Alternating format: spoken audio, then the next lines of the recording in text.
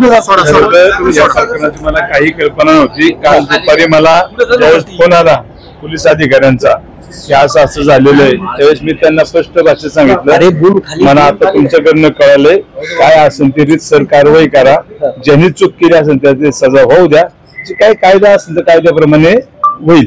Police काय म्हणतात? आरोप केला जातो की तुम्ही प्रेशर टास्क कारण गुन्हा दाखल व्हायला वेळ लागला होता. मला माहितच नव्हतं, मला काल दुपारी माहित झालं.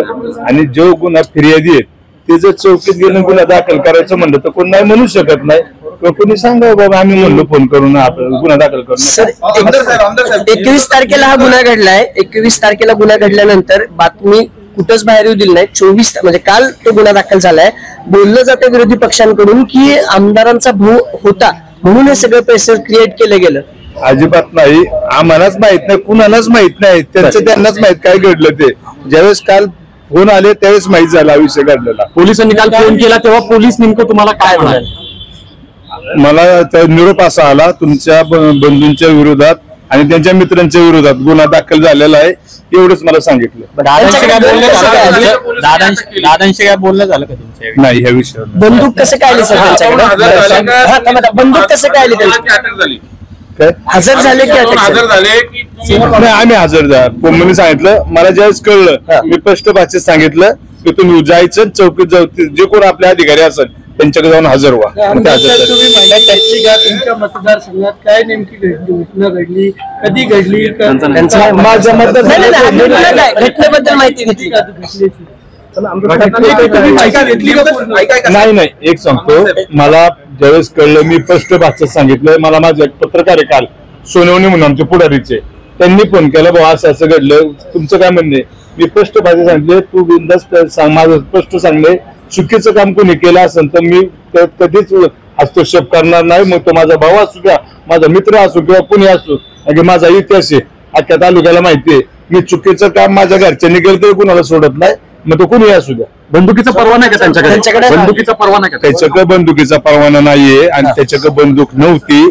ज्याची बंदूक आहे तो मान्य करीन ना की बाबा कोणी बंदूक कुणाची बंदूक मला माहित नाही. पण एक सांगतो, ज्याची बंदूक आहे तो बंदूकवाला सांगणार आहे. मी ते नव्हतं तर मी काय सांगणार. गणपत जगताप त्यांची लायसन आहे त्याचं. मी चौकशी केली. भावाची पार्श्वभूमी काय माझा ऐका, माझा बारका भाऊ आहे, तो ऍक्च्युली समाजकार्य करतो, शेती माझी बघतो आणि वारकरी संप्रदायात फिरत असतो. तो त्याचे मित्रमंडळी आहेत, कोण कुठं गेलं हे आम्हाला सांगून नाही गेलेले. तो गेला होता त्यांच्या बरोबर, आता आम्हाला कळलेलं आहे. आणि ती घटना घडली त्याच्याकडे लायसन नाहीये किंवा त्याकडे वस्तू नाहीये. आणि ज्यावेळेस कुठली फायर झाली असेल त्याची काय असेल ती पुंगळी वगैरे ज्याची लायसन आहे वेपन तो देणार आहे ना. नाही सांगता असं काही नाही. मी हे बघा कुणी कुठं जावं जे त्याचा प्रश्न आहे. मी इथं आलोय, मला माझी तुमची भूमिका तुमच्याकडे मांडायची, मी आलोय. हा बघा कोण कुठं जातं, कोण काय खावा, कोणी काय प्यावं, हे आपण मला काय अधिकार आहे बोलायचा. तो माझा भाऊ आहे, मान्य आहे, ऐका ना, तो माझा भाऊ आहे. त्यांनी जर चुकीचं काम केलं त्याच्यावर कारवाई करा आणि कायदा करीन ना, आपण त्याच्यामध्ये नाही. मी मांडेकर साहेब, ही घटना घडली शुक्रवारी रात्री, त्यानंतर तुमचे बंधू कुठे होते? त्यानंतर तुमचे आणि त्यांचे काही बोलणं झालं का? मी सांगतो, ती घटना घडली, ते सकाळचे घरी आले आणि मी रिअल सांगतो ती सगळी फिरत असतात. ते आले, घरी आल्यानंतर मला काहीच माहित नाही. मी माझ्या कासर साहित्य लक्ष्मी चौक या इंजवडीची दयनीय अवस्था होती. ते रिपेअरिंगचं आमचं काम चालू होतं. मला त्या कामावर जायचं होतं. मी तिकडे कामावर गेलो. आम्ही सगळी मंडळी, ते गणपती जगताप ही पण तिथं होती माझ्याबरोबर. आम्ही त्या रस्त्याचं भूमिपूजन केलं, काम चालू केलं, आम्ही अशीच बाईट दिली आणि नंतर दुपारी मला कळलं असं नाही सांगितलं. तुम्हाला जे काही कळलं ते पोलिसांकडून कळलं. पोलिसांनी तुम्हाला ब्रीफ करताना घटनाक्रम काय झालं सांगितलं का की त्या रात्री हे झालं? मला एवढंच त्यांनी सांगितलं की अशा ठिकाणी असा गुन्हा घडलाय, तिथं तुमचा भाऊ होता, एवढं आहे. काय गुन्हा घडला? काय गुन्हा घडला? तिथं फायर झाली आणि बहुतेक तुमचा भाऊ होता. साहेब, तुमच्यावर आरोप असा केला जातोय की तुम्ही ते प्रकरण दडपण्याचा प्रयत्न केलेला आहे आणि अजितदादांनी तुमच्यावर कारवाई करावी अशी मागणी देखील केली जाते विरोधकांकडून. काय सांगायचं? माझा दडप कुणाचं दबाव आम्ही टाकला नाही आणि दबाव टाकून कुठली कामं होत नाही. आणि राहिलं आमच्या नेत्यांचा विषय, मी प्रामाणिकपणे सांगतो, शेवट नेत्याच्या ठिकाणी काम करत असतो. जे नेते सकाळी 7 वाजता उठतात आणि आता 11 वाजेपर्यंत काम करतात, त्यांनी आम्हाला संधी दिली म्हणजे त्यांनी चूक नाही ना केली. शेवट आम्ही ठरवलं पाहिजे कसं वागायचं ते. आणि ऐका, माझं स्पष्ट म्हणजे मी जो कोणी चुकी केली असेल त्याला कायदा आहे, कायद्याने शासन होईल आणि जे होईल ते मला मान्य आहे. अजित दादांशी तुमचं बोलणं झालंय काय नाही, या असं? विषयावर नाही. कारण दादांचा वाढदिवस होता, काही दादा दिवसभर बिझी होते. मी शुभेच्छा पण करत येणार होतो, परंतु मी बाकी तुमच्याच माध्यमात त्या ठिकाणी वाढदिवस शुभेच्छा दिल्या, त्यामुळे मी बोललोच नाही दादांशी. माझी काली चर्चा झाली नाही. या घटनेमध्ये एक नर्तिका जखमी असल्याची माहिती मिळते, तर त्याच्याबद्दल काय तुम्हाला? ऐका ना साहेब, जे झाले मी ते हेच योग्य. सांगतो, जर जखमी असेल तर कारवाई होईल ना, तुमच्या तपासात पुढे येईल ना, अधिकारी तपास करतील. त्या स्थानिक पोलिसांशी काही बोलणं झालं का? नाही नाही तुम्ही पोलीस स्टेशनला फोन केला होता त्या रात्री, कुठं काही नाही ऑन रेकॉर्ड आहे? नाही नाही. झालं तर का लागली गुन्हा दाखल व्हायला? अरे मला काय माहिती, जर ऐका ना फिर्यादी जर पुढे येऊन कुणी दाखल केलं तरच गुन्हा दाखल होणार आहे ना.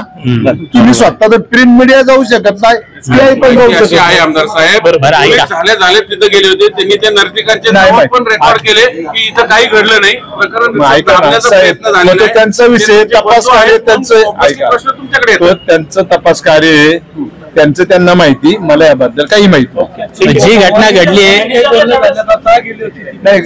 रात्री मी यावं, मी काय सांगितलं, मी ओळखीच्या कामात कधी जात नाही. भाऊ गेला, मी जरा शब्दाने बोललो ना, मी एकच सांगितलं पोलिसांनी मला परवतायला काय असेल त्याची कारवाई करा, तो माझा भाऊ असेल आता कोणी असेल, मी शब्दाने त्यात बोलणार नाही.